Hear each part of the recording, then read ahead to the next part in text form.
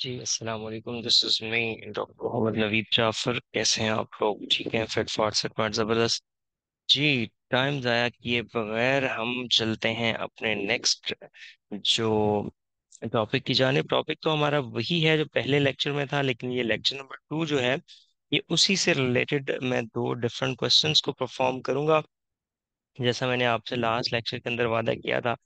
तो इसके अंदर आप देख रहे हैं टॉपिक सिमिलर है, और इस सिमिलर टॉपिक के अंदर हमने जो डिस्कशन करनी है वो कुछ इस चीज के ऊपर है कि basically complex numbers and it's basic operations का जो काम है उसमें right the complex number 2 + 3 iota into 2 + iota over 1 - iota. इसको रियल और इमेजिनरी पार्ट्स में इस तरह से बना के कॉम्प्लेक्स फॉर्मेट के अंदर लिखना है, जैसे आपके सामने यहाँ पे मौजूद है, x + आयोटा y में।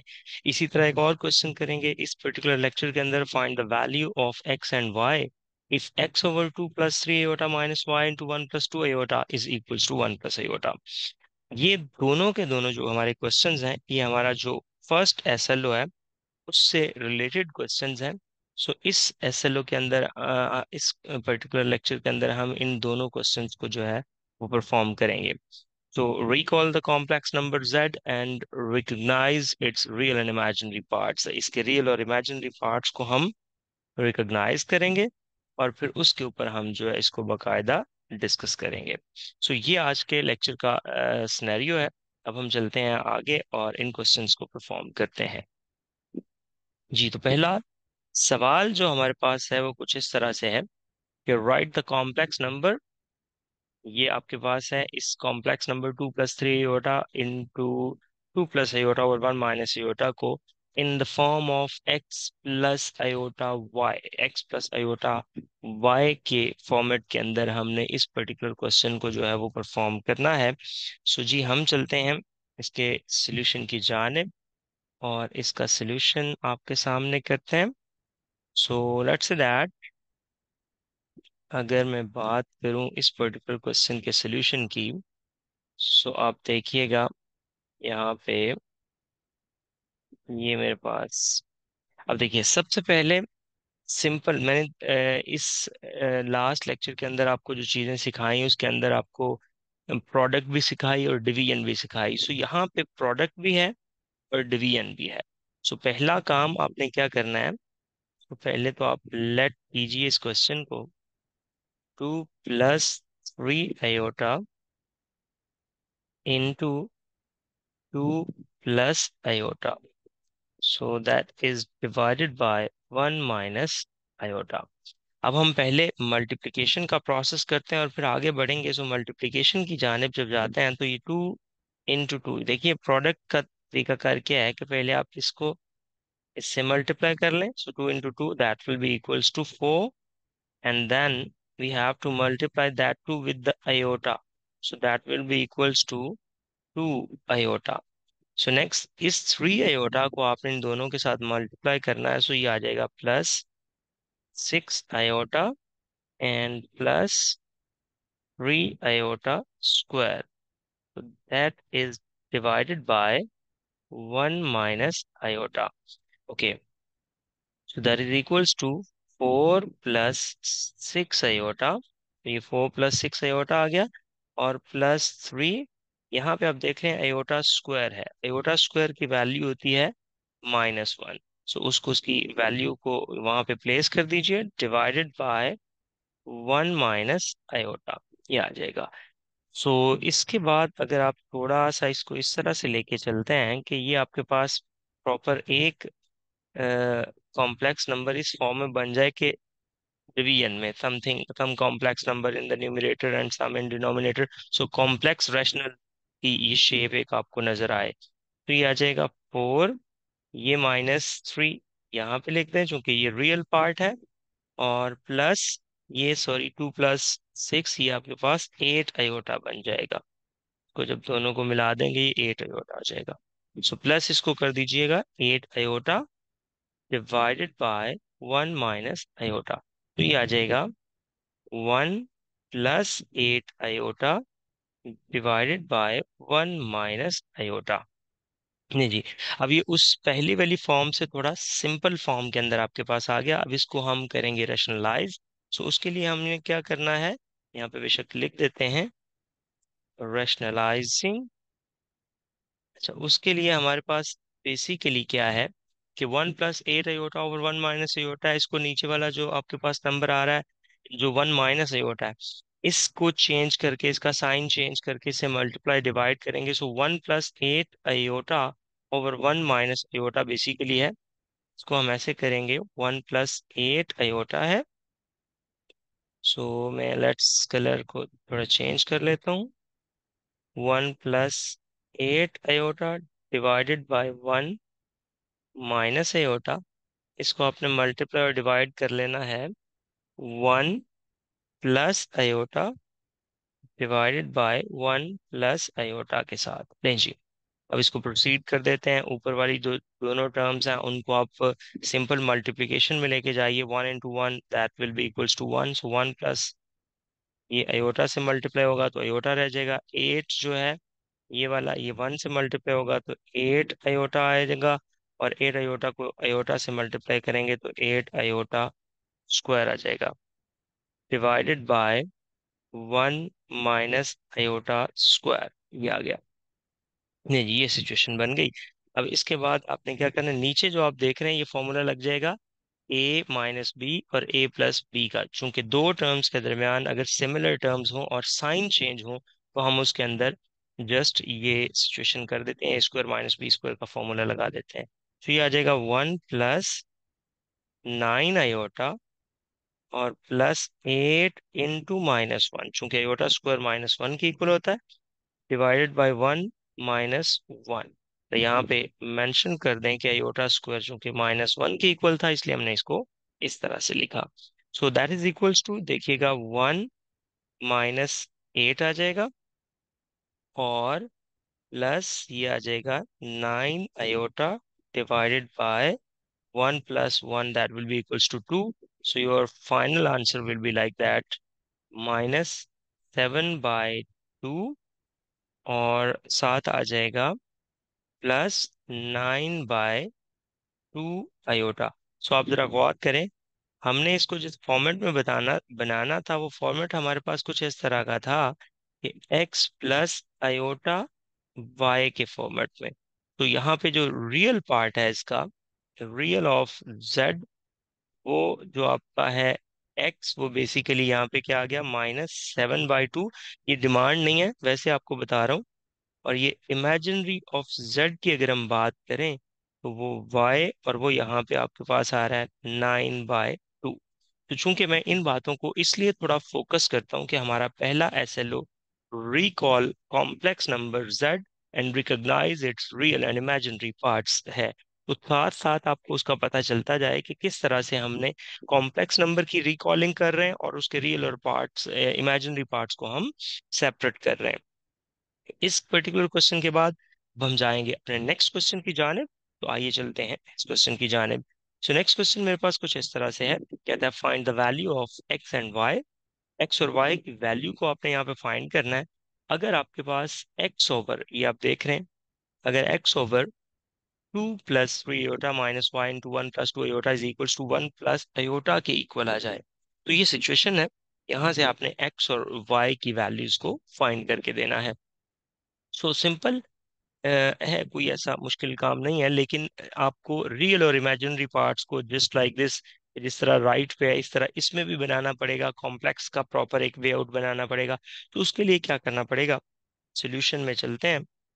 सॉल्यूशन में मैं इसको कुछ इस तरह से लेके चलता हूँ। लेट्स, मेरे पास गिवन जो है वो क्या है, तो देखिएगा गिवन दैट, सिचुएशन कुछ ये है, x/(2 + 3 iota -y/(1 + 2 iota is equals to 1 + iota. लें जी, इसको पहले रैशनलाइज करते हैं। सो ये आ जाएगा x/(2 + 3 आयोटा, इसको मल्टीप्लाई डिवाइड करना पड़ेगा 2 - 3 आयोटा डिवाइडेड बाय 2 - 3 आयोटा। अब देखें तो जो चीजें आपको सिखाई हैं उससे बाहर हम नहीं जा रहे।